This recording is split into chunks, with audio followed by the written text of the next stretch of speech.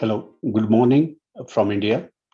Dear participant, welcome to the session 5A of this wonderful conference of 35th International Conference on VLSI Design and 25th First International Conference on Embedded Systems VLSI Design.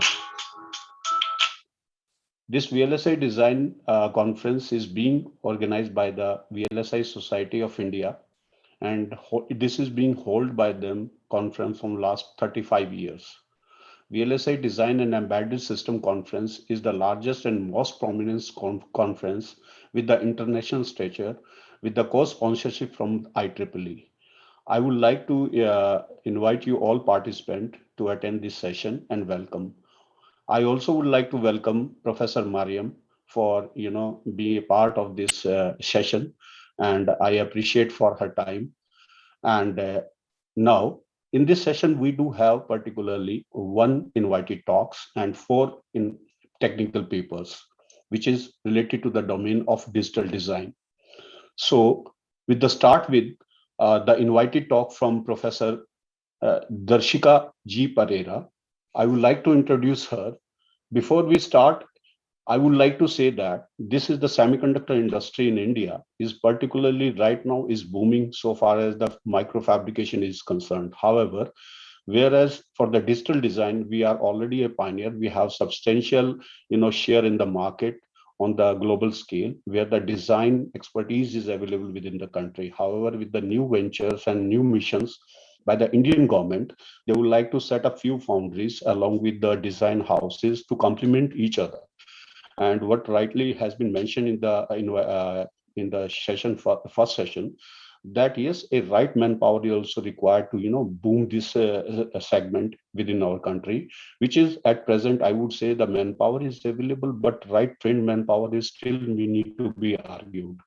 The high boom can be understand in a way that particularly people like a common man in India now knows that there is a crisis of semiconductor chips in India. This is what I would say the real power of this semiconductor industry now being understood by the people in the post COVID scenario. And that's why with the new Indian semiconductor mission laid down by the government, they are gearing up to set up few manufacturing facilities in India to complement their design houses, and of course to have some kind of a footprint on the space. With this introduction, I would like to invite Dr. Driksha G. Pereira. She is a professor in University of Colorado. Particularly, she is giving a talk on the composing of FPGA-based architecture and techniques for compute and data intensive applications on embedded platform.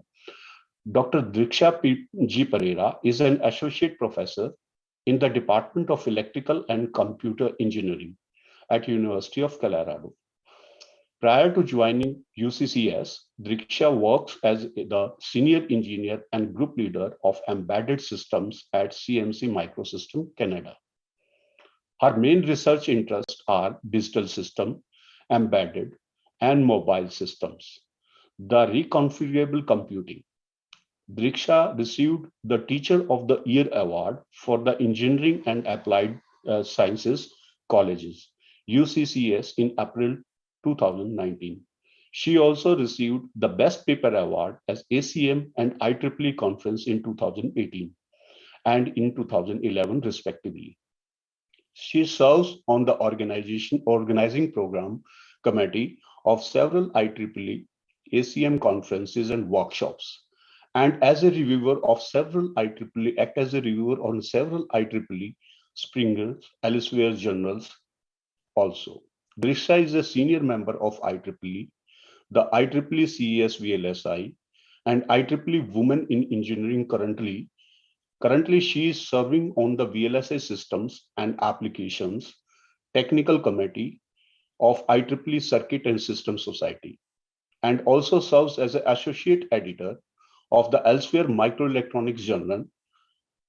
She will be sharing her experience, discussing about the feasibility, benefit, and trade-offs of FPGA-based architectures and techniques for embedded application. I welcome Professor Driksha P. Pereira, and it's over to you, ma'am. Good morning, everybody. I'm Darshika Pereira, Associate Professor from University of Colorado, Colorado Springs. My main areas of expertise are digital design, embedded systems, and reconfigurable computing. Currently, I work on several application domains from embedded and digital systems perspective, including data analytics, control systems, machine learning, and cybersecurity.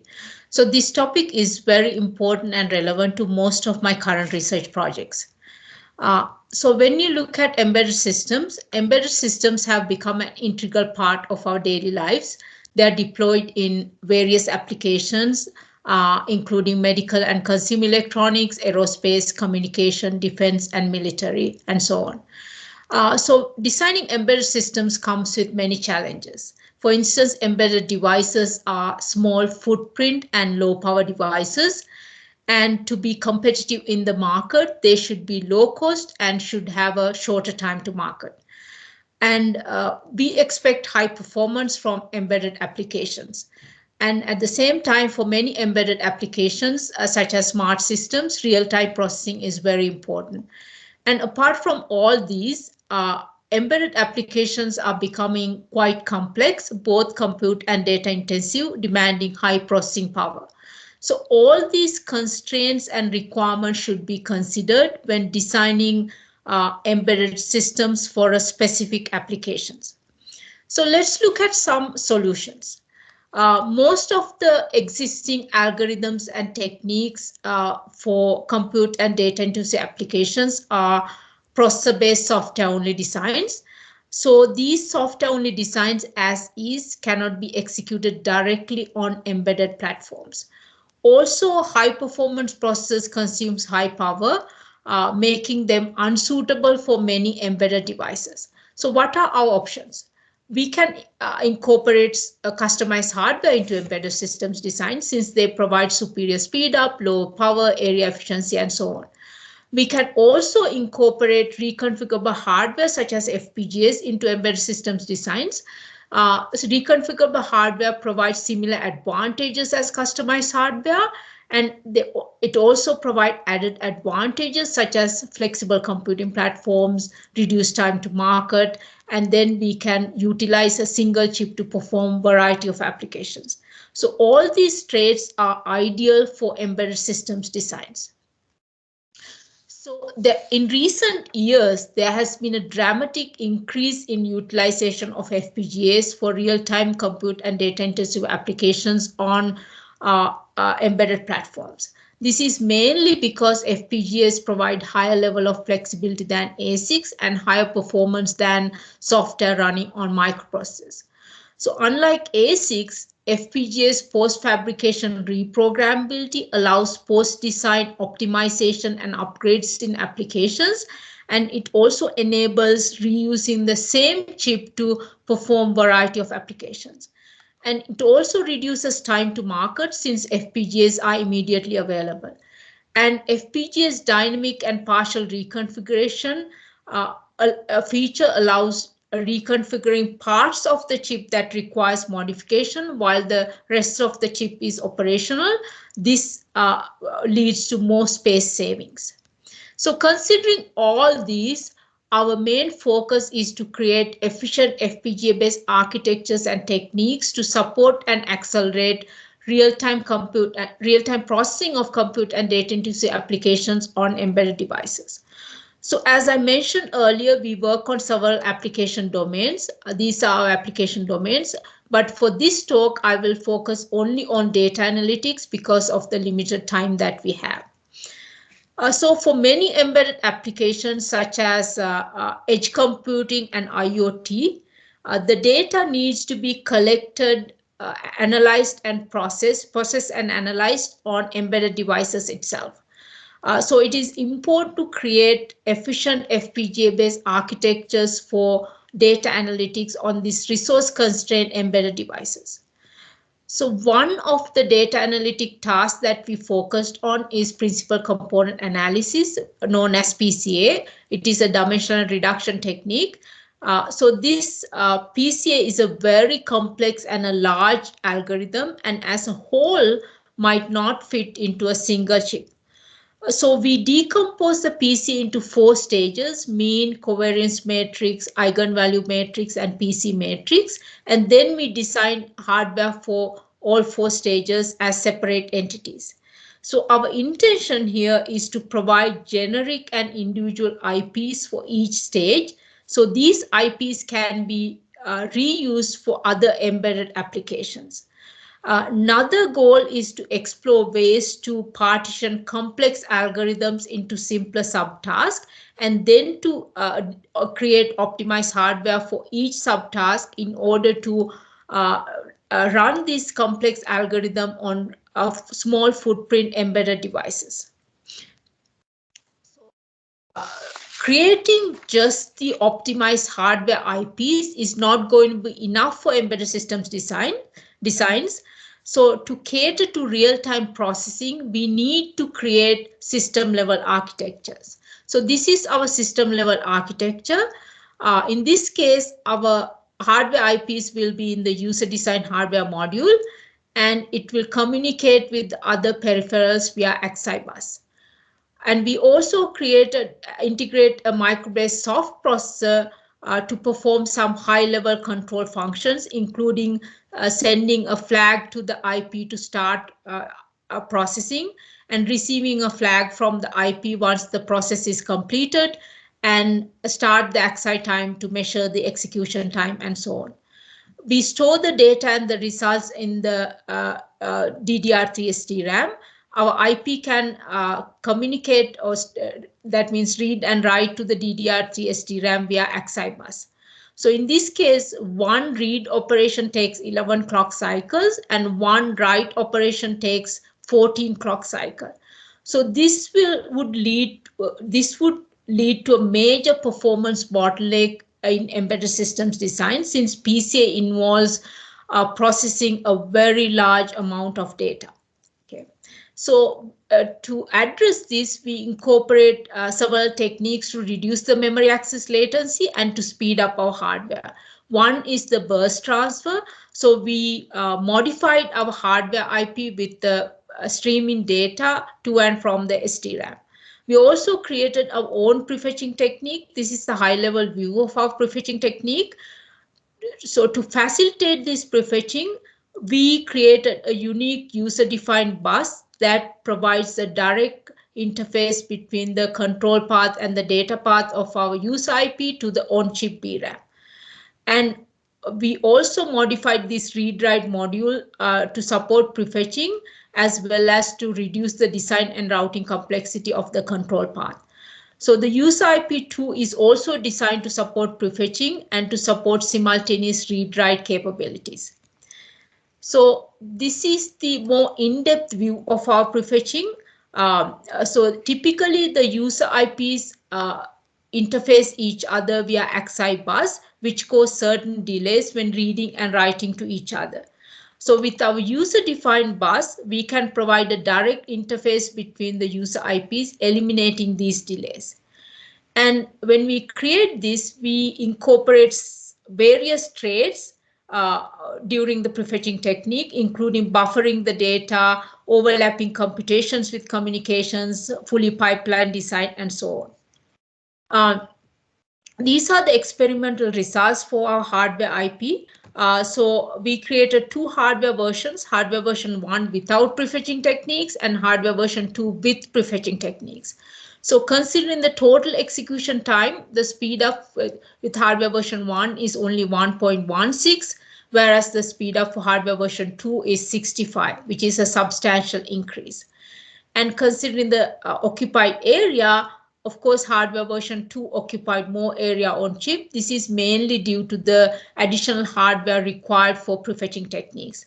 However, so there is some speed space trade-off. However, the speed up gain is substantial compared to the area overhead. So we also incorporated dynamic and partial reconfiguration into our PCA hardware. This is the basic premise of our partial and dynamic reconfiguration. So during the design and implementation process, FPGA is divided into 2 parts, static and reconfigurable. So the functions implemented on the reconfigurable parts are replaced by the contents of the partial bit streams, while the static parts remain operational, unaffected by the reconfiguration. So this is the high-level view architecture of our partial and dynamic reconfiguration of PCA. So our full and partial bit streams are stored in the external non-volatile memory, and we use the internal configuration access port to perform in-circuit reconfiguration. So initially the full bit stream with the reconfigurable module for mean is downloaded and the mean is executed. Then the microbase downloads the partial bit stream for the covariance matrix, and the covariance is executed, followed by eigenvalue and the PC matrix.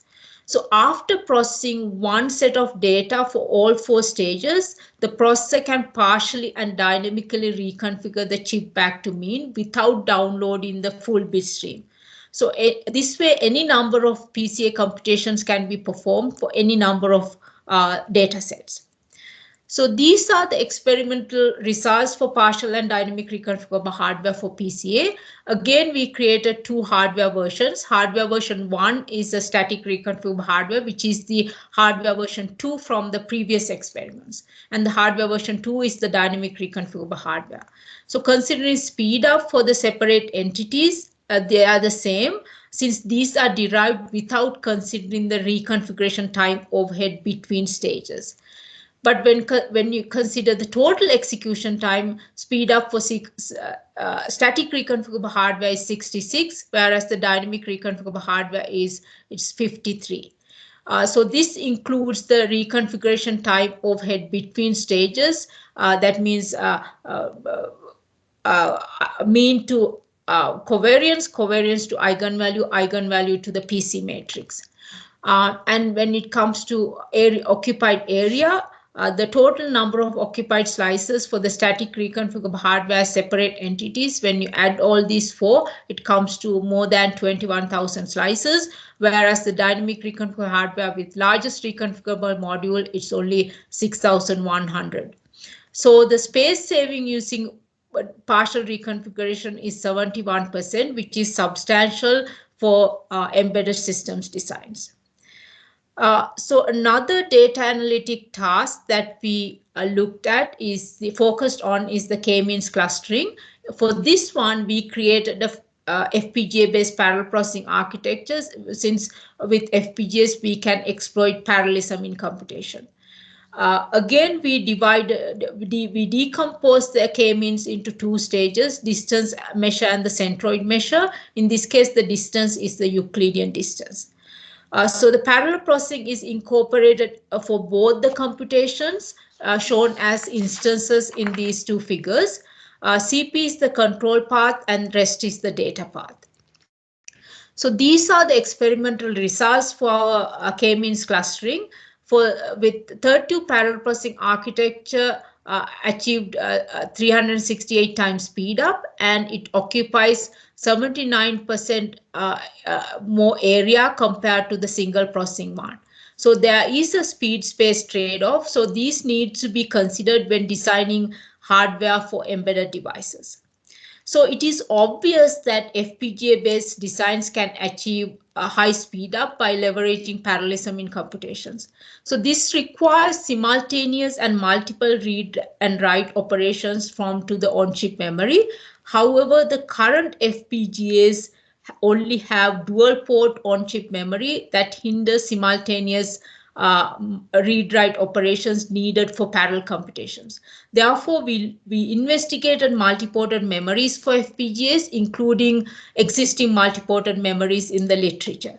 So this investigation revealed that all the existing multiported memories, memory designs become complex due to the extra logic and routing needed to create techniques to provide arbitrary number of read-write ports. So these multiported memories have complex structure which comprise circular paths.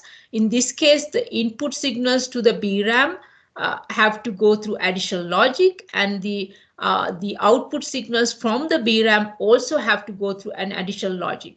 So this leads to a significant increase in design and routing complexity of embedded applications. So considering this, we created a unique multi-ported memories to have a simplified structure that does not have this circular path. So with our one, so the input signals directly goes to the on-chip PRAM, and only the read output signal has to go through additional circuitry. And this dramatically reduces the design and routing complexity. And our result shows that this simplified structure provides higher maximum operating frequency and higher area efficiency. So these are some of the FPGA-based architectures and techniques that we propose to support and accelerate real-time processing of compute and data-intensive applications on embedded platforms. There are many more, but I don't have much time, so I will wrap it up here. Thank you for listening, and if you have any questions, I'm more than happy to answer. Professor Darshika is now open for the questions. You can type your questions to the chat box directly to the speaker as well as to the session chair. I really appreciate, meanwhile, Professor Darshika, you have explained so beautifully how the FPGA architecture can be really useful for, realizing the complex embedded system devices. Particularly, you have explained if you have multiple, embedded systems, then how you can use the multi-port memories particularly to realize your circuits. And of course, I would like to ask, what will be the impact if you will use multi-port memories on the speed aspect of your design? So that's the reason we created this multi-ported memories, because although we can have parallel processing architectures, so there's a limitation. Like bottleneck is to get the data simultaneously and process processing the data is not a problem, but getting the data and reading and writing are the problems. So with this particular multi-port memories, we can speed up the whole process. The memory access latency can be dramatically reduced. So we have published several papers on that, and that would those papers have illustrates that we can indeed enhance the speed up of the FPGA designs on chip. Okay, ma'am. Thank you, ma'am. Thank you for your valuable time. Now, okay, I think we can close for the session. Okay. Thank you, ma'am. Thank you for inviting me. Okay. Participants, now we have technical paper sessions for the design, VLSI design. And I would like to invite our next speaker for the day. This is particularly Raghuram S. and et al. From MSRIT. The title of their discussion is Approximate Adders for Deep Neural Network Accelerators. It's over to you, Dr. Raghuram and all.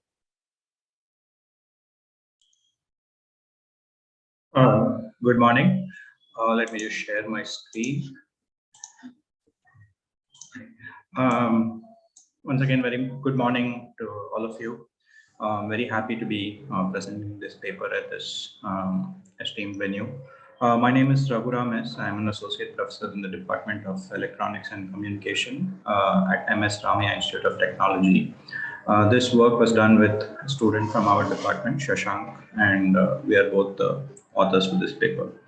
So the title is Approximate Adders for Deep Neural Network Accelerators. So one of the themes of our lab has been to look at how we can optimize DNN accelerator implementations. So one of the verticals we are working on is approximate circuits, approximate adders, and approximate multipliers for now, because these are the most popular or most common operations that is done in a neural network. We have also worked on other components of the neural network, for example, some of the activation functions which are non-linear. How can we use neural networks to implement, how can we use digital designs to implement those functions, etc. So before I go into the actual details, a quick overview of DNN and DNN accelerators. DNN, deep neural networks, as we all know, is by far the most common model, most popular model today because of the proven capabilities for different types of domains. And within DNNs itself, there are different types of DNNs based on the applications. We have convolutional neural network, the most basic of those for image-based applications. If we have some sort of memory requirement, for example, a video is a series of frames in a particular order. So if you want to remember something about the previous frame when I'm looking at the next frame or a few frames ahead, there are specific networks called as recurrent neural networks, which provide the memory functionality. And there are also other techniques. For example, reinforcement learning has been around for a long time, but more recently, deep neural networks have been used to realize reinforcement learning algorithms, and together that domain is called as deep reinforcement learning. One of the standout examples was Google using deep reinforcement learning to generate chip layouts. Very interesting work. So one of the requirements of deep networks is depth, because the model itself is based on this concept of hierarchical learning, where we use a series of layers to learn simple things, which are then combined in the higher layers to learn more complex details about whatever input is there, image or video or whatever.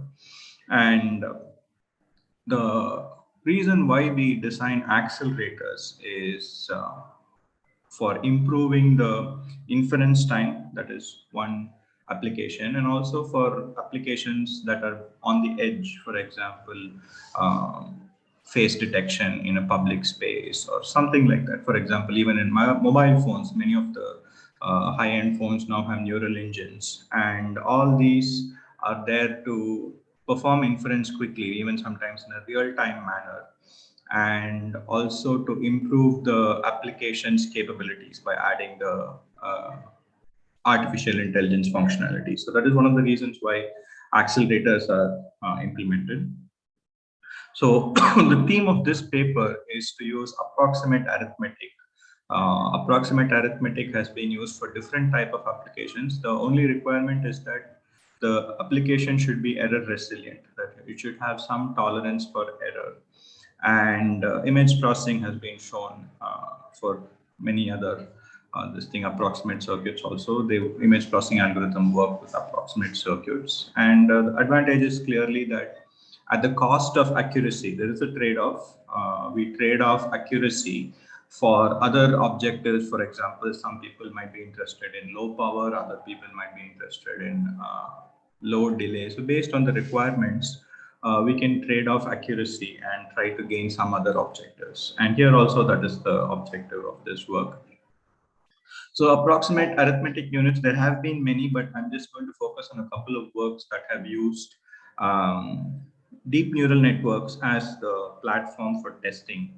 One of the works by Mrazek et al. In 2016 uses genetic programming to evolve the design of the multiplier itself.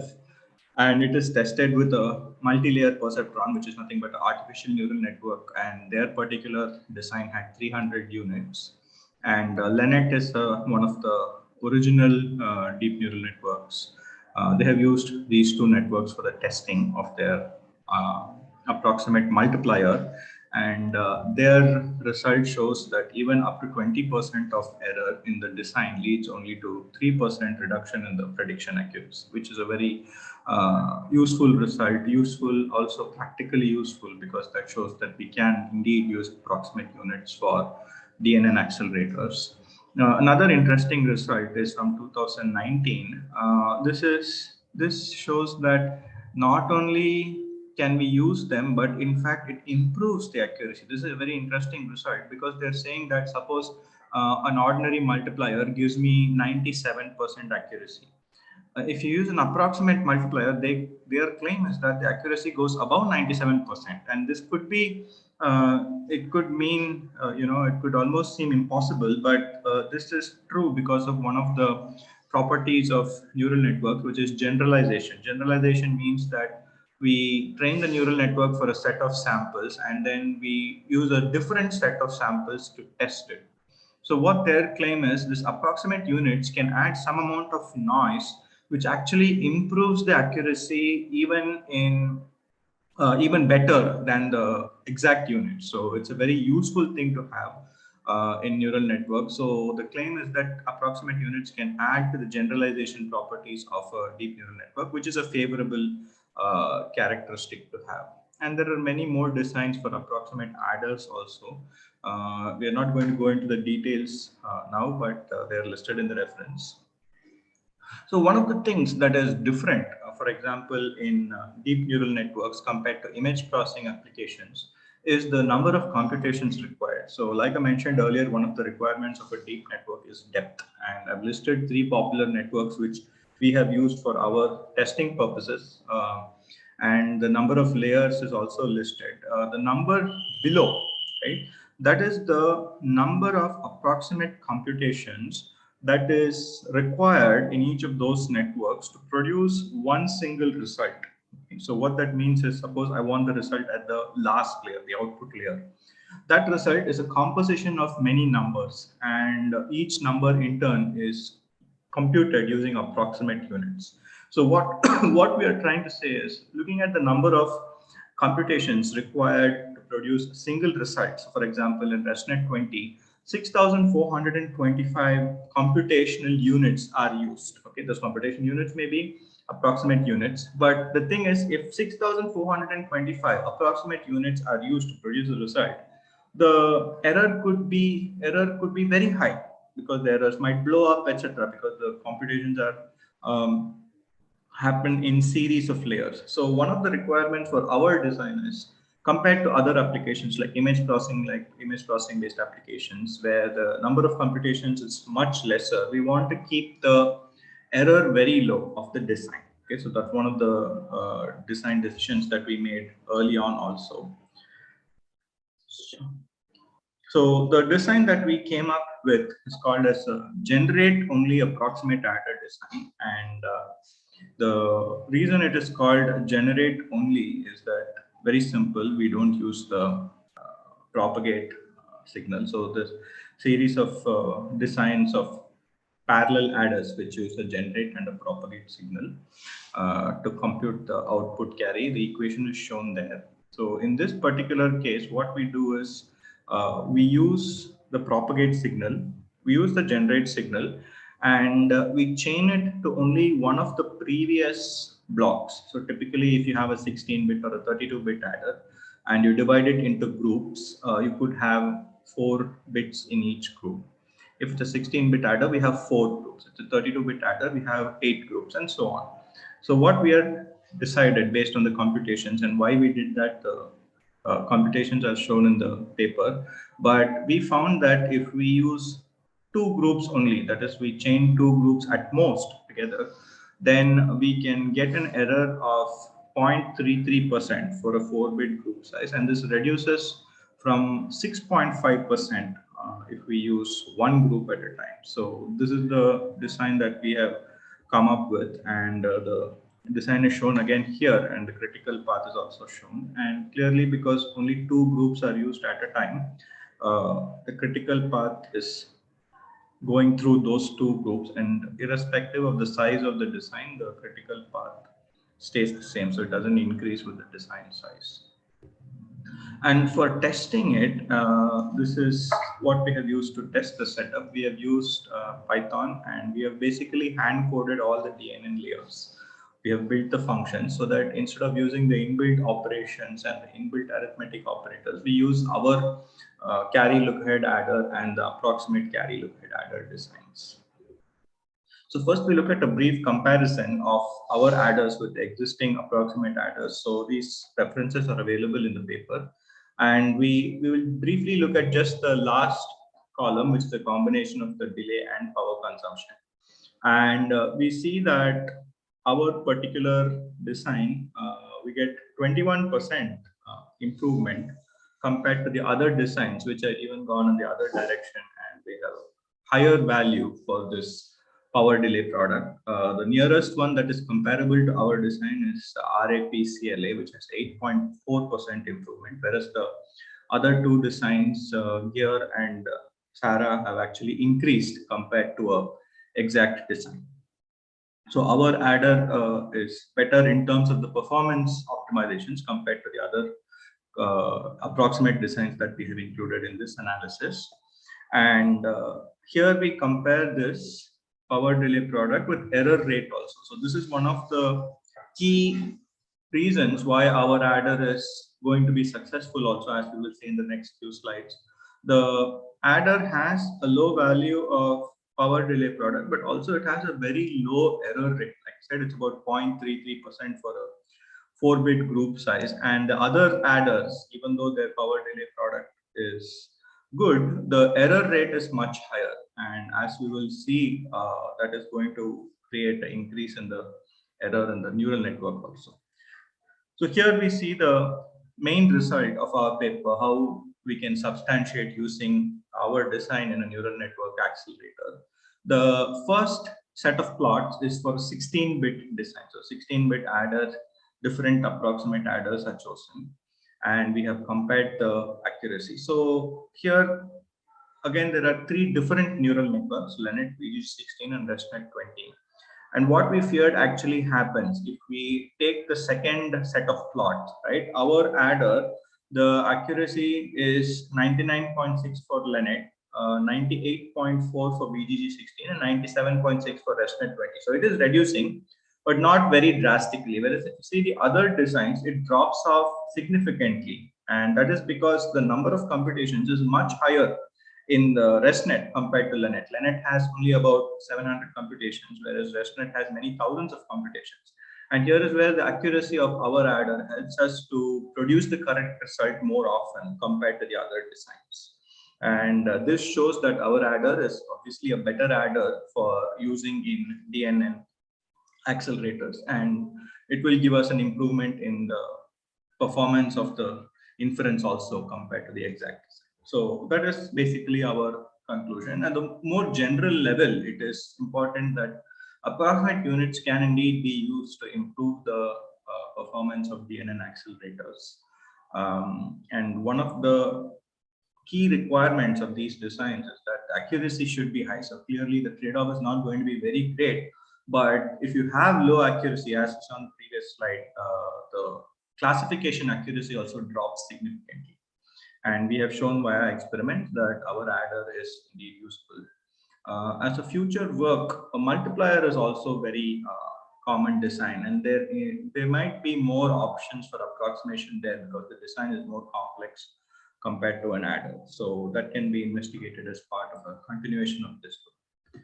Once again, thank you very much to the organizers and the reviewers for giving me this opportunity. Thank you.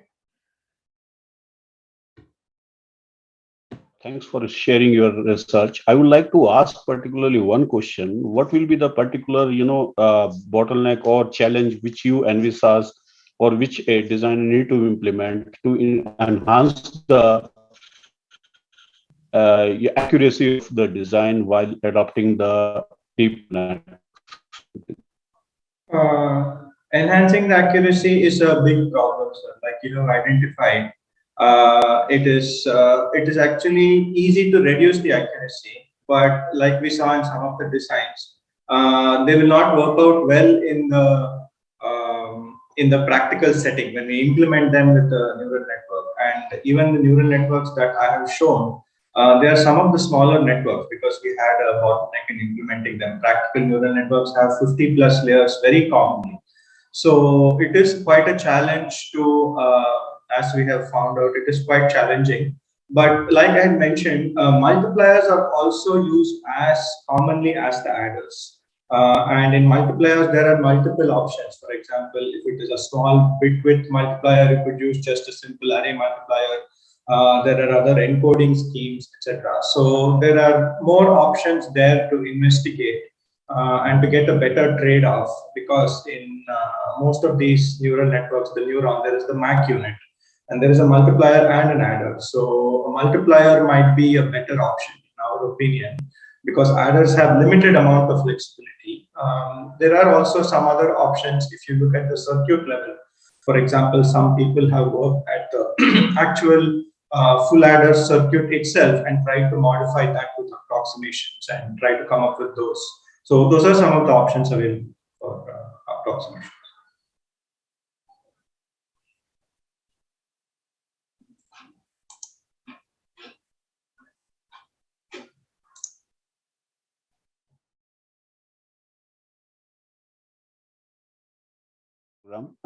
We would like to invite our next speaker for the day. He is from Kedar Dhori from ST Microelectronics Private Limited. He will be talking about 40 nanometer ultra low leakage SRAM with embedded sub-threshold analog closed loop system for efficient source biasing of memories. Professor Kedar Dhori and all has written this paper, and it's over to you, sir, for enlightening us on this subject. Thank you, sir. Hello and welcome to this presentation on 40 nanometer ultra low leakage SRAM with embedded sub-threshold analog closed loop system for efficient source biasing of the memory array in retention mode. Myself Kedar Janardhan Dhuri from ST Microelectronics.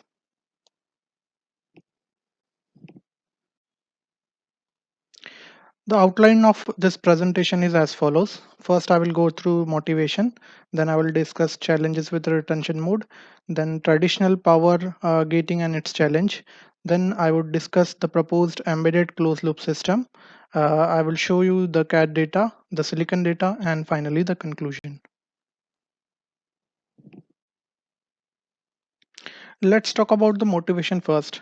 There are many sensors which are, let's say, located in remote area for in IoT infrastructure, and frequent replacements of the battery are very costly. Hence, this kind of an application needs a battery life of more than, let's say, 10 years. And SRAM being the largest contributor to the consumption because they are the main, let's say, the main contributor to the overall power. Hence, their leakage and the power consumption is very critical.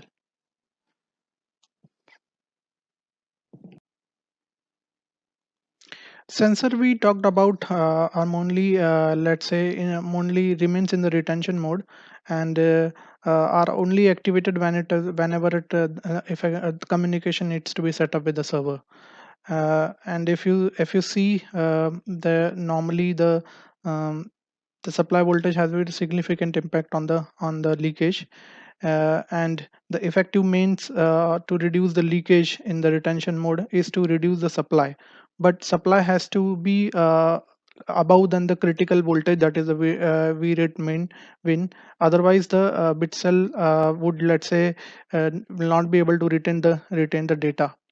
And often the VRAT min is a long tail distribution, and if you want to use monitors to, let's say, track, then it is very difficult to, let's say, track through the monitors. And often this long tail phenomena also are dependent on the temperature, and minus 40 being the worst, but it is not a critical for corner for the leakage. Mainly 25 and 30 degrees C's are the critical for the leakage.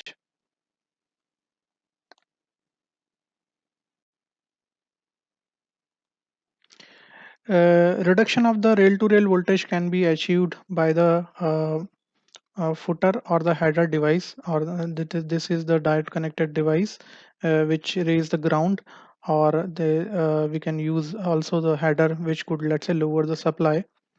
Uh, but problem with the traditional design is that uh, we need to, let's say, qualify the worst case corner. And if you take, let's say, design for the worst case corner, then eventually you leads to have an extra margin on the corners where you are interested to optimize the leakage. And if we use a monitor to adopt across the PVT conditions, then they are difficult to design because they cannot track the tail sample, and hence eventually you keep a too much extra margin, and you are not able to optimize the leakage in the targeted condition.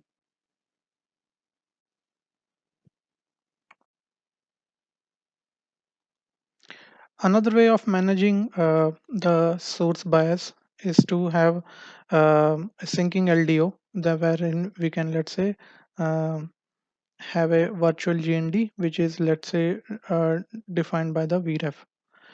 With this approach also, the problem of -40 cannot be resolved, and if you have the virtual GND, then we will see we may let's say we mean a functionality issue at -40 temperature. So what we propose is a embedded error amplifier with an thermal compensated reference generator, and since it is distributed among the various instance, then it provides a better granularity and turning on off of one or the other instance as needed by the system. And it also have the ballast transistors, and this ballast is actually distributed across the memory instance, and one ballast is catering to the 1 bit slice. This allows an easy and simple integration for various words and bit size instances for the memory compiler, which needs to support multiple instance generation.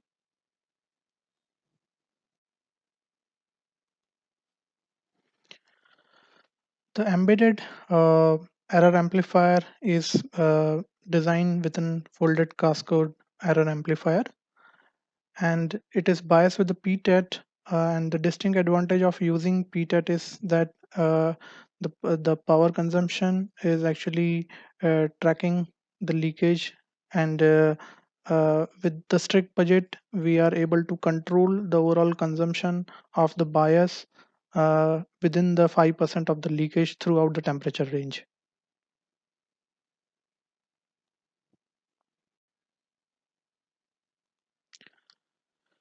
In the complete system, we also have the reference generation block inside the memory instance. And this is some thermal compensated reference generator, wherein the VREF is constant at 130, but at -40, because this gate leakage dominates the subthreshold leakage, eventually the VREF lowers down and provide insufficient rail to rail at -40. So you can provide an higher VREF or the source bias, which is actually the closed loop voltage tracking of the VREF, which is applied on the virtual GND of the memory array. And hence, due to this, at -40, we have a sufficient relaxation. And this RMs are instance dependent, and each instance can be, let's say, have its own tuning based on their capacity, which furthers gains the overall leakage if you see the complete system.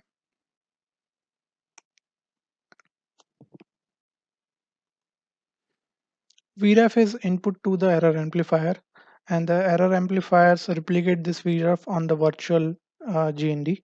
This is called source bias, and the virtual GND, which follows the VREF, uh, adopts a trend as shown in the graph, wherein at -40, the source bias or the virtual GND is reduced significantly, and this reduction provides the relaxation in the rail to rail which is needed at -40, because as we have shown that we at minimum um, to sustain the functionality of the retention bit cell, we need to provide higher rail to rail at -40, and this relaxation is provided by this temperature compensation, and hence it guarantees the functional vmin of the array.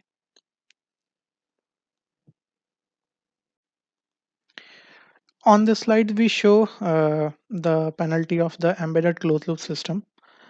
So on the right side, we have shown the percentage impact of the area overhead and the leakage. Area being overhead being ranging from, let's say, 2% to 6% based on the size of the instance, and similarly the leakage within the range of 1 to 5%. And on the left hand side, we have shown the, let's say, the phase margin for the closed loop system across this instance, and the minimum phase margin is above 45 as needed to guarantee the stability of the system.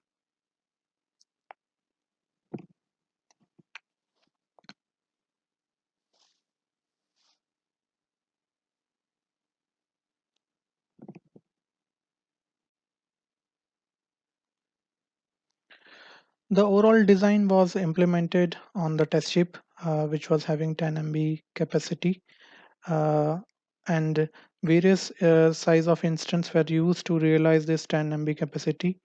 And on the right hand side graph, we shows the silicon as well as the CAD data, showing the relaxation at -40. And this is the variable rail to rail, and the yellow line, which is the minimum required rail to rail, which is VRAT min.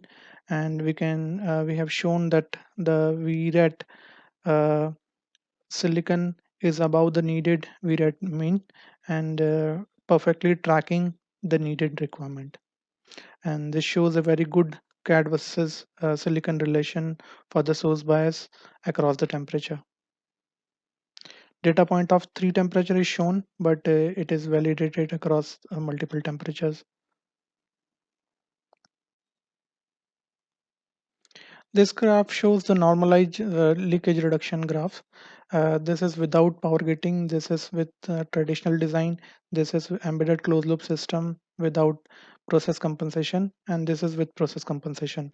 Process compensation mean that slow and TT lots have a different RM setting, and they are applied different rail to rail voltages. As you can see, there is a 77% reduction without power gating. But if we have a power gating, then the closed loop system with process compensation have 62% reduction with compared to the traditional design. And if you use it without source compensation, process compensation, then it will be reduction of 33%.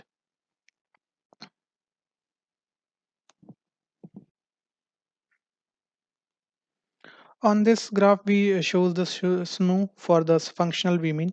As you can see, if you want to design for 130, then the same rail to rail, if we let's say provide no temperature compensation, would lead to an higher functional vmin. Because this is the chart for without temperature compensation, this is default one, and this is higher temperature compensation. So if you want to, let's say, design for 130, then we will see a functional issue at -40. But as we provide the thermal compensation without penalizing 130 degree, we are able to, let's say, secure the women, because it allows to operate at a lower women, because the ground raise is, let's say, restricted because of the thermal compensation. And similarly, for the higher temperature compensation, my 25 degree becomes the worst. But these are the optimum range where we want to, let's say, provide the maximum source bias. And with relaxation of -40, we are able to gain in the functional mean. The green area shows the passing area, and the fail red one or the fail one.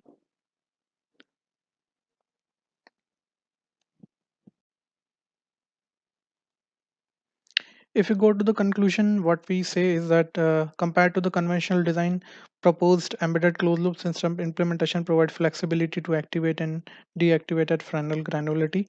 Temperature compensation provided by the reference generator improves the retention failure at -40 without penalizing the leakage at room temperature. We have seen the 77% reduction in leakage without power gating, with respect to, let's say, without power gating. And we see 62% reduction in leakage achieved versus traditional diode design using process compensation embedded closed loop system. Thank you for listening and joining in. Explanation on how to reduce the power leakages for IoT devices. Of course, this is one of the area where I think the design engineer has to taken care while you are implementing these products for the remote applications. Of course, one of the requirement, and of course, but do you have explained the power gating to reduce the power consumptions for these very particular devices? I would like to have one or questions with you. I think you can see your chat box also. Questions uh, from one of the participants. Why specifically blast transistors are being used? Uh, Hello, thank you, Dr. Manish, for the question. This we talk about, it's basically a normal. We have used normal GO2 transistor, so we called it ballast. It's basically because it's similar to the ballast device which we use in the normal regulator device, and they are used GO2 devices. The thick oxide device has been used here. So we called it ballast, but it's actually GO2 transistors. Thank you, Dr. Dori. We are running out of time. I think we can have the discussions on the chat box continuously, and Dr. Dori will be available for answering your questions. You can directly write to him also. Now is to our next session. Thank you, Dr. Dori. Thank you. Thank you, Dr. Manish. Thanks. So our next speaker is speaking Vaibhav Solanki, Vaibhavi Solanki, sorry, and all. They are from National Institute of Technology at Surat and National Institute of Technology at Surat Vallabhbhai, National Institute of Technology, Surat, Sardar Vallabhbhai National Institute of Technology, Surat, I think. And they are speaking, she is speaking on behalf of her team, low power and area efficient approximate 2D DCT architecture for wireless capsule endoscopy. It's over to you, Dr. Solanki.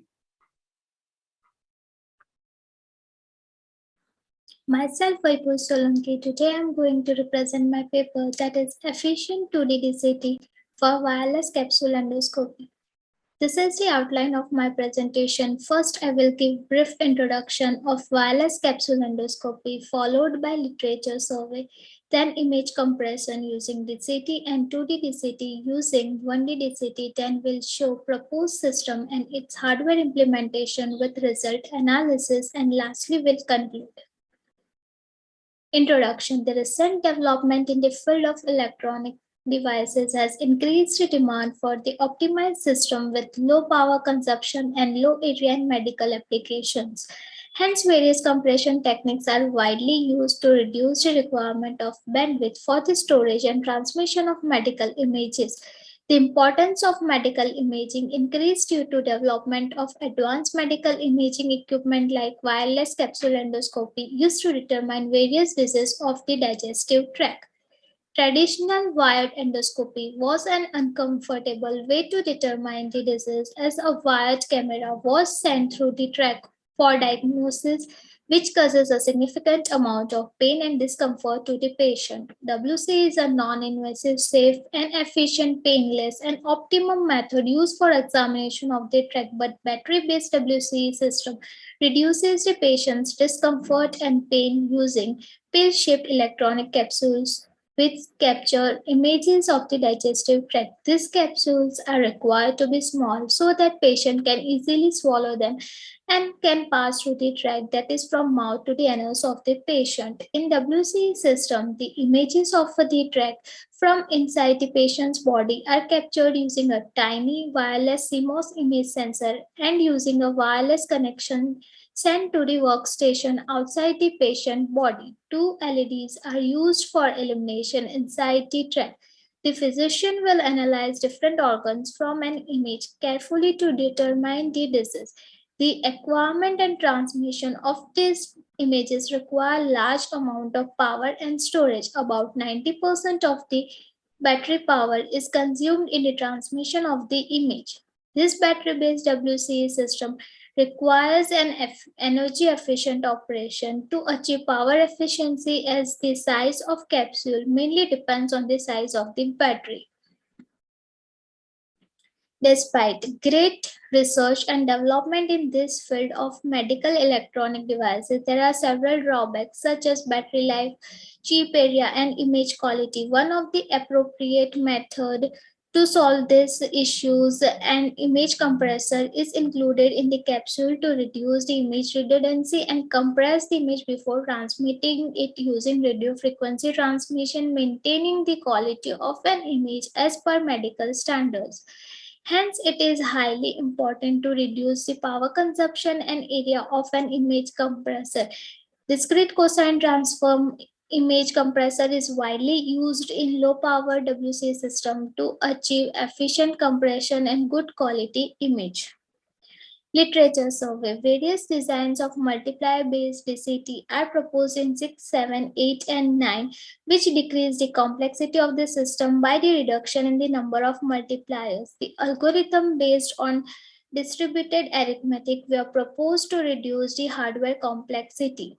In 11, a Cordic bit-based DCT was proposed, which reduces 104 additions and 84 shift operations. It has better speed, area, image quality, and reduction in power consumption as compared to 9.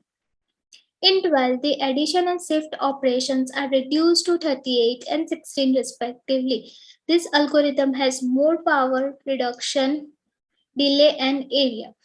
Cordic-based fast Radix 2 DCT proposed having scalable and regular architecture implementation in 13. A low-power look-ahead Cordic-based DCT proposed computes the output successively using pipeline property using single hardware in 14. In 15, the compression algorithm reduced the memory requirement and computation load. Image processing can be prone to error as a human can't perceive a certain amount of degradation in image quality. Hence, approximate DCT was introduced instead of accurate DCT, and approximate DCT proposed in 16 reduces the computation required for high frequency component, and in 17, inexact approximate adders are used in the structure of DCT. Image compression using DCT. First is conventional DCT. DCT is one of the most widely used technique in signal processing, especially image processing, which converts the temporal signal to its frequency component. In the DCT, the transformation matrix is a scale version of transposed DCT and vice versa. Due to this property, DCT can be easily obtained by taking the transpose of inverse DCT, and in the same way, IDCT can be obtained by taking the transpose of the DCT. Another is approximate DCT. Most of the DCT algorithm uses floating point multiplication, and they require extensive area when implemented on hardware. To address this concern, the DCT coefficients are approximated to integers. Hence, the floating point multiplication is replaced by integer multiplication. This results in a reduction of delay compared to other existing exact algorithm. In most of the proposed work, the exact adders are replaced by inexact or approximate adders. This approximate DCT aims to achieve a good trade-off between the number of arithmetic operation and energy compaction capabilities. Now 2D DCT using 1D DCT. The computation of 2D DCT is very much hardware inefficient as it requires many multiplication operations. To overcome this concern, most approaches are use the separability of property, that is row column decomposition. The 2D DCT can be decomposed into IDCTs using a row column algorithm as shown in figure 1. Now proposed low power and area efficient approximate 2D DCT architecture for wireless capsule endoscopy. The proposed design uses the row column decomposition, hence it results in a simple and regular structure. In the proposed 2D DCT, two approximation methods are employed. First, the DCT coefficients are approximated, then an inexact adder is used to achieve low power and area efficient DCT architecture. Proposed low power 2D DCT with approximate coefficient. The architecture of 1D DCT determines the performance of 2D DCT. Hence, our aim is to optimize the 1D DCT. The input-output relationship is expressed in the following equation for 1D DCT, where Y represents the output of 1D DCT, in expresses the input data, and A2G represents the DCT coefficients, which is given in terms of cosine. Conventional hardware implementation of 1D DCT requires 22 multipliers and 28 adders. The proposed architecture uses an odd-even symmetry property of the DCT. Using this property, the matrix and each output elements are expressed by the following equations. The proposed design reduces the number of multiplication using an odd-even property and common coefficient multiplication. A significant amount of power in DCT is consumed by the multiplier performing the multiplication of DCT coefficients. The proposed design achieves this multiplication of the DCT coefficient using only shift and add operation, which results in great amount of power reduction. Further, the DCT coefficient values are approximated to reduce the number of shift and add operations. The value of 1 in the binary value of DCT coefficient requires the shift and add operation. These coefficients are approximated to most near value by reducing the number of 1 such that it results in less hardware requiring less number of shifters and adders. In DCT, the low frequency component contains more information compared to the high frequency component. Also, the GI images are smoother, which contains more low frequency information compared to other frequency component. The coefficients B and C are used to generate high frequency component. Hence, they are approximated. An approximated B coefficient requires only 2 shift operations as compared to exact DCT, which requires 5 shifters, whereas C coefficient, the number of shifter is reduced to 2 from 4. In other coefficients like F, G, the shifters are reduced to 1 from 2, and coefficient A will require 3 shifters. The coefficients D and E contain most of the information, hence D is not approximated, but E is approximated slightly. The original and proposed binary values of the DCT coefficient is given in first table, and the number of required shifters and adders for coefficient multiplication in proposed design is compared with 16 as shown in second table. Figure 2 shows the proposed combined shift and add block to get multiplication with DCT coefficient. Now another proposed approach is proposed to the low power 2D DCT with approximate coefficients and inexact adder.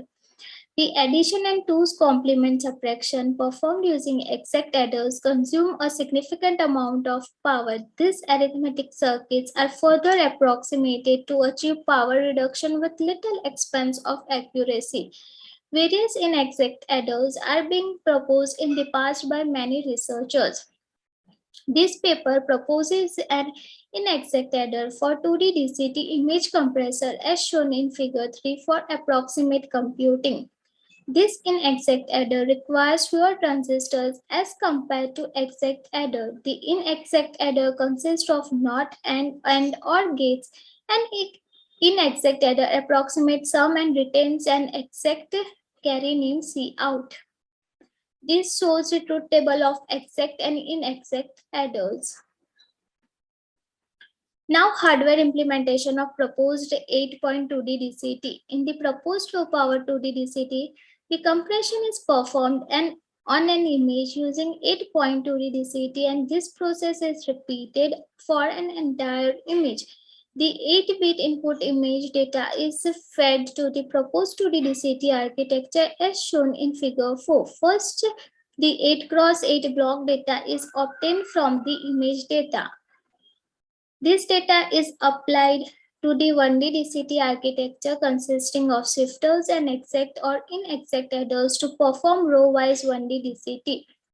The output of the 1D DCT is applied to the transpose buffer to get the transpose of it. The transpose buffer is made up of multiplexers and the flip-flop. Then it is applied to 1D DCT again to perform column-wise 1D DCT to get 2D DCT. The 10-bit output of 2D DCT is sent on the output from 8x8 output image block. Now we'll see result analysis. The performance of the proposed 2D DCT architecture is evaluated in terms of PSNR, area, power, and delay. The PSNR values for different images from dataset is tabulated in following table. It can be concluded from table that proposed design achieves sufficient PSNR comparable with other state-of-the-art design. The proposed 2D DCT architecture is synthesized using Faraday's 180 nanometer technology in Synopsys design compiler at 100 MHz and also validated post-synthesis.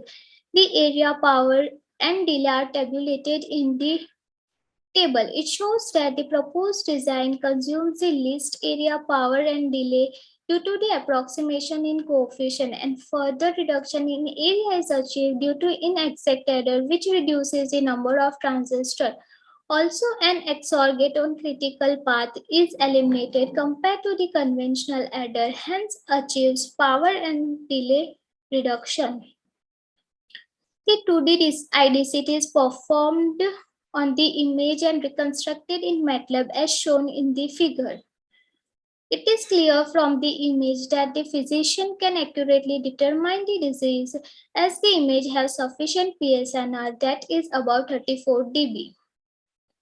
Conclusion. In this paper, power and area efficient DCT architecture using approximation technique for WC has been proposed and implemented. Two approximation methods have been used to save power and resources. First, DCT coefficients are approximated and an inexact adder is incorporated.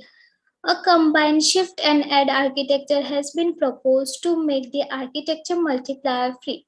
The number of shifters and adders is reduced by optimizing the value of DCT coefficients, considering the low frequency components contain more information compared to high frequency component. Further, it is optimized in terms of area, power, and delay by using an inexact adder instead of exact adder. The proposed design is synthesized in its synopsis design compiler using Faraday's 180 nanometer technology. The proposed design with inexact adder achieves about 9.4% reduction in area, 47.17% reduction in power, and 8.36% reduction in delay compared to most recent existing designs. It shows that it performs better compared to other designs, hence it is best suited for biomedical applications requiring a power and area efficient design of the city. This work is accomplished under the support of Special Manpower Development Program for Chips to System Design project funded by MITI. Thank you. Ravi Solanki, and thanks for a wonderful sharing of about your research. Now, platform is open for the questions. Any questions you may type in the chat box, either direct to the speaker or to me. Dr. Solanki, I would like to ask, when you want to use any device, semiconductor device for a biomedical application, like as you have seen for particularly for the usage of WCE, what challenges a device need to face before qualifying it for the product to be used for endoscopy? Can you put some highlight over it? Yes, for endoscopy, basically the size is the main concern, as it is required to be swallowed by the patient. So size of the capsule is the main concern in endoscopy. And what about the compatibility with the biocompatibility with the human body? Is there any concern on that part also? Shall I give highlights on that? Yeah, Dr. Anand. Yeah, actually, basically this is in capsule form, so capsule compatible, in which the chip is there, like the way we swallow capsule with medicine inside. So that the outer body, which is a capsule, which is biocompatible. Okay, and how DCT work for image processing? Can you explain on this somewhat? Actually, somehow you have explained something in brief. What the best possible way to use DCT for image processing or for video processing? Yeah, actually, since long DCT has been compression standard, and we wanted to make because we send encoded image which is required to be decoded at other end, which is at the receiver side. So if we use some other standard which is not compatible, then we require to have proprietary receiver, and maybe it increases the cost. So we thought of using DCT. That is number one. Second is since DCT is it has different coefficient, and those coefficients we have done some optimization, maintaining the orthogonality property, and which gives the multiplication totally removed, and hence saves power. There are other technique of compression such as JPEG and other, but they are having more power consumption as compared to DCT. Thank you, Dr. Anand, and thank you, Dr. Solanki, for a wonderful information shared with all the participants, and wish you all the best. Thank you. Thank you very much. I am, I would like to thanks all conference organizer for giving us opportunity for presenting our work. Thank you very much. Thank you. Now, our next talk is on retention problem-free high-density 40 SRAM cell with adaptive body bias in 18 nanometer FD-SOI. This is by Chandan Kumar and all his colleagues from IIT Delhi. It's over to you, Chandanji. Hello everyone, myself Chandan Kumar. I am from IIT Delhi. The topic of my presentation is retention problem-free high-density 40 SRAM cell with adaptive body bias in 18 nanometer FD-SOI. The agenda of my presentation is I will start with the problem statement. Then I will discuss about the configuration of 60 SRAM, 40 PSRAM and 40 NSRAM cell. Then I will discuss about the retention problem seen in 40 PSRAM and 40 NSRAM cell. Then I will discuss about the configuration of 40 SRAM cell and the retention problem seen here it is in 40 SRAM and the ways to mitigate it. Then I will discuss about the various figure of merits of 40 SRAM cells by benchmarking it with the 60 SRAM cell. I will discuss about the leakage comparison of 40 SRAM and 60 SRAM cells. Then I will conclude my presentation. Then references. Let me start with the problem statement. Here in this work, we have done and analyzed different configuration of high density, low leakage 40 SRAM cells. We have done solve the retention issue of 40 SRAM cell using adaptive body bias in 18 nanometer FD-SOI technology. We have simulated this work at the supply voltage of 0.72 volt with temperature variation from minus 40 degrees Celsius to 125 degrees Celsius, and this work has been done in all the 5 process corners. This is a standard configuration of 60 SRAM cell. In this particular case, both the M1 and M2 are pull-up transistor, and M3 and M4 are pull-down transistor, and M5 and M6 are pass-gate transistor. In this case, let me discuss about the write and read operation. In case of write, before writing the data, firstly, both the bitline and bitline bar will be precharged to logical high, that is BL and BLB will be at level 1. And suppose initially Q is having the data 0, that is data stored at Q is 0, and QB is flip of this Q, that is it will be having 1 stored at not QB. And suppose we want to change the content of 0, content of Q, that is from 0 to 1. In this case, the BLB initially the word line will be raised to high, that is word line will go to high, and the node Q BLB will be forced to 0. In that case, due to internal memory action, the data on Q will be raised to 1 and the QB will be forced to 0. In this way, the write happens inside the 60 memory cell. And in case of read operation, suppose we want to write the content written over here, that is Q is 1 and QB is 0. And before reading the operation, both the bitline and bitline bar will be at logical high, that is precharged to high value. And as 1 is stored here, so there will be no charge transfer between BL and Q, while QB is 0 and BLB is high, so there will be charge transfer between BLB and QB. Due to this, the data stored on node Q, the value on node Q BLB will be reduced by some millivolt, and that the difference between BL and BLB will be sensed by the sense amplifier, and that will give us the information about the content stored in 60 SRAM cell. And in this way, the read happens in 60 SRAM cell. Now, let me introduce to the two configuration, that is 40 PSRAM and 40 NSRAM cell. In this case, P stand for PMOS and N stand for NMOS. In case 40 PSRAM cell, there are 2 pull-up transistor and 2 pass-gate transistor. In this particular case, during pre-charge, both the bitline and bitline bar will be at 0 value, And suppose initially Q is having the data stored is 1 and QB will be having 0.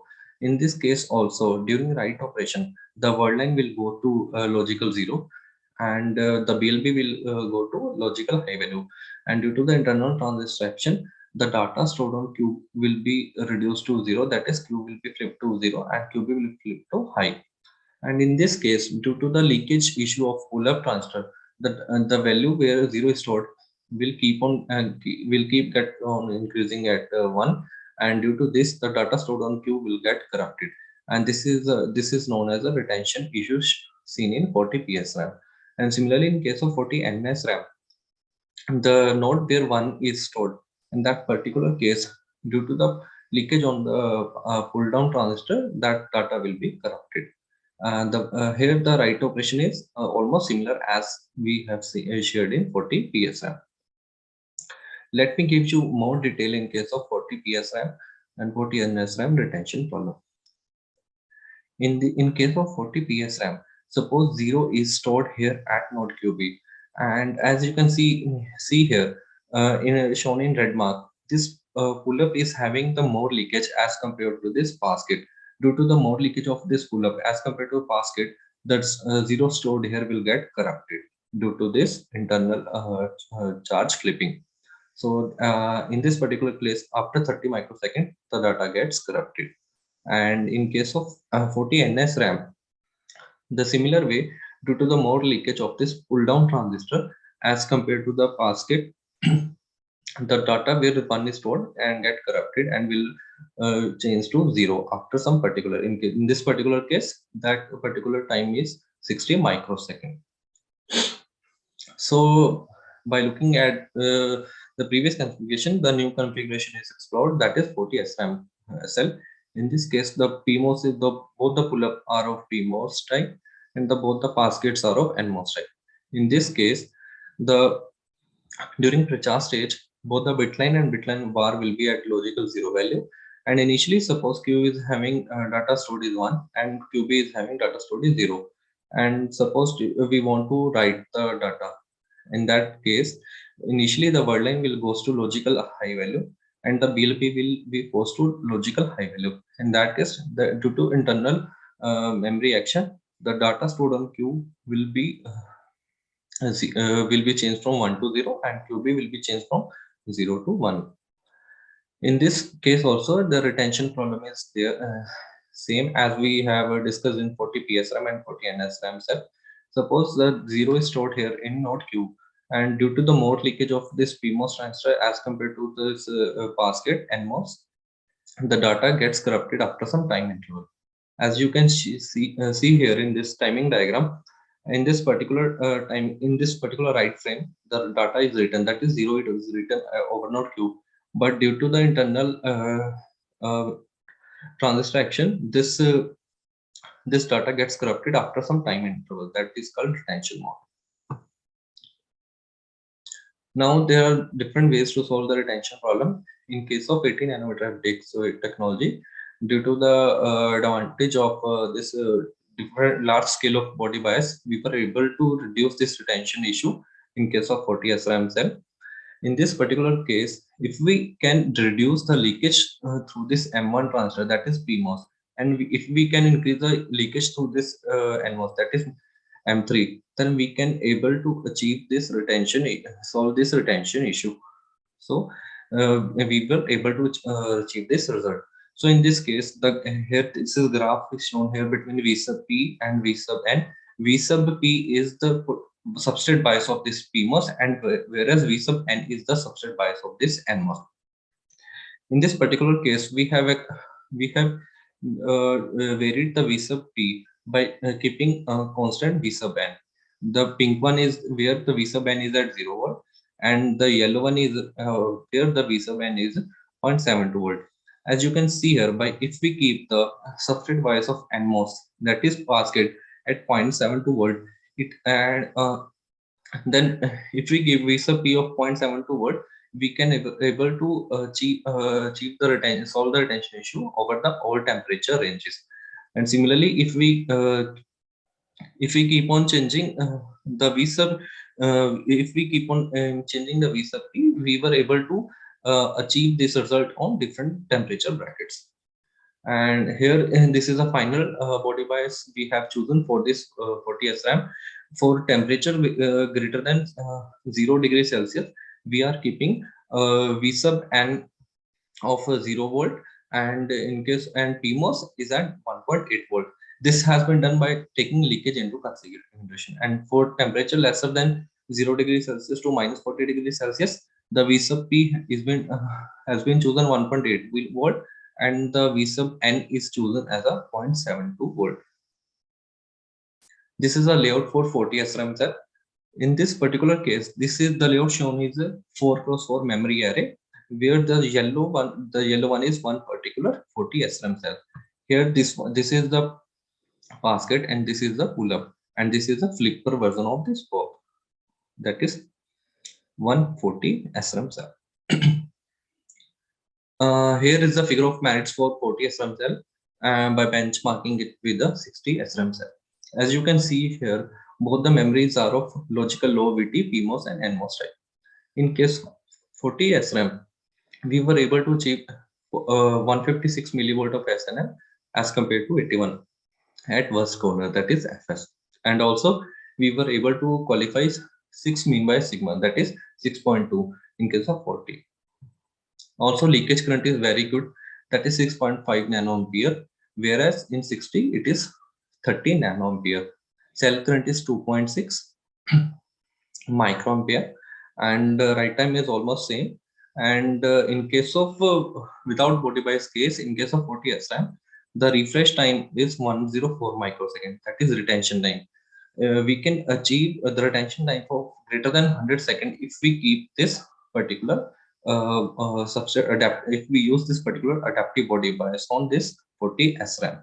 That is by keeping a substrate bias on PMOS 1.8 volt and V sub N of 0 volt for greater than temperature 0 degrees Celsius, as shown in previous graph also. And at test body bias condition, we were able to achieve the leakage of 5 nanoampere as compared to the 30 nano in case of 60. So this is by this we can able to achieve 6 times lesser leakage as compared to 60 SRAM. And about area, we were able to achieve 10% area gain in case of 40 SRAM. This is a leakage graph for 40 SRAM and 60 SRAM cell. For at temperature 125 degrees Celsius, we were able to achieve 6 times lesser leakage as compared to 60 SRAM, as shown here in graph as well. For conclusion, in this work, we designed 40 SRAM bit cell in 80 nanometer FTSX technology and presented multiple methods and experiments to solve the retention problem. We show that by using adaptive body bias, the 40 SRAM cell in 80 nanometer FTX technology can be made retention problem free, and retention time can be increased to more than 100 seconds, and even we can increase more than that also.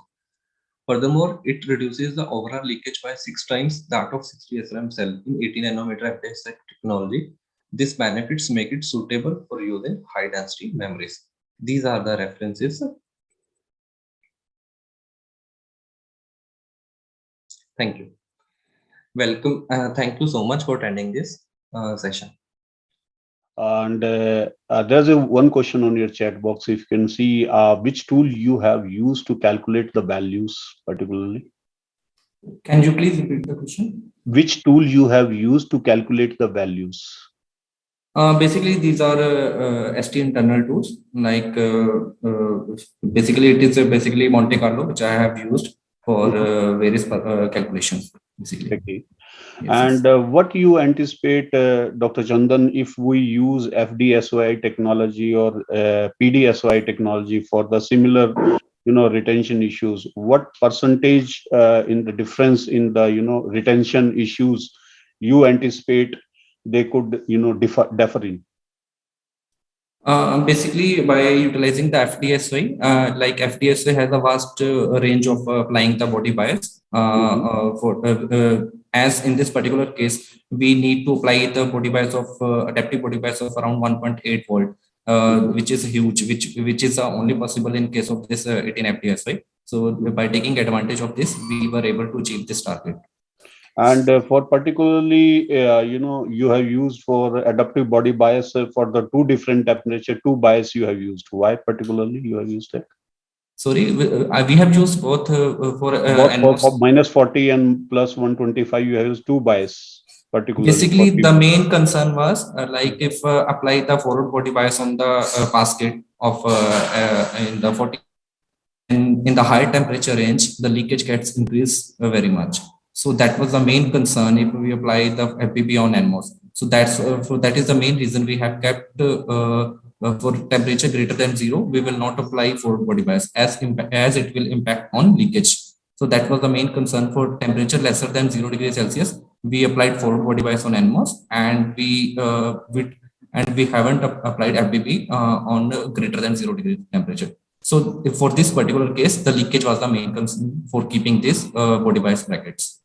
Okay. There's one more question. How you are generating the body bias? What is the penalty on trade of this?